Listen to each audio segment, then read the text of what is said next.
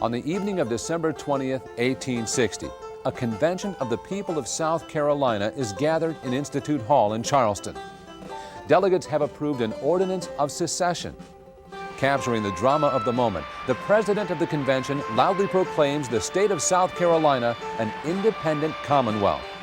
When the news reaches the street outside, a jubilant crowd cheers.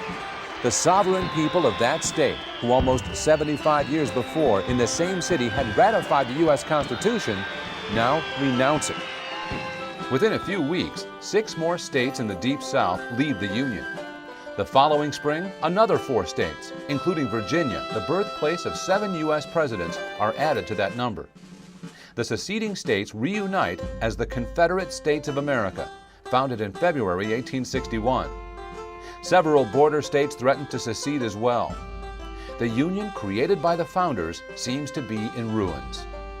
South Carolina secessionist Andrew P. Calhoun declares, "We have pulled a temple down that has been built these 3/4 of a century."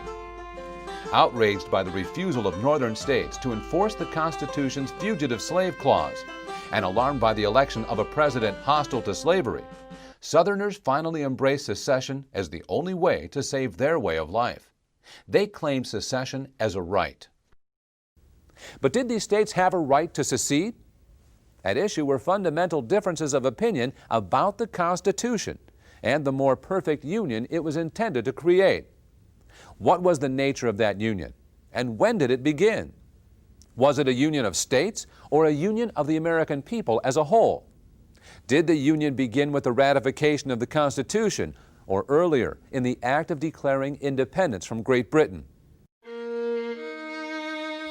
Relying on the nullification theories of John C. Calhoun, secessionists, like Jefferson Davis, maintain that the Union was created by the Constitution as a compact of states.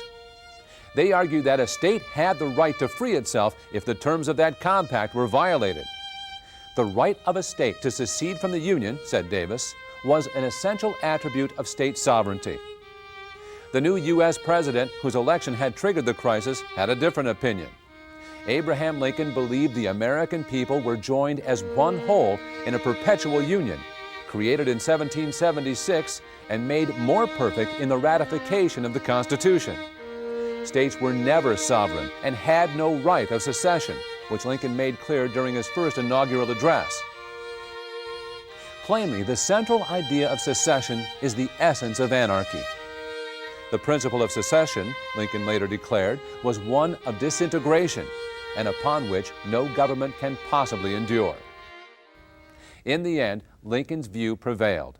The Union was saved.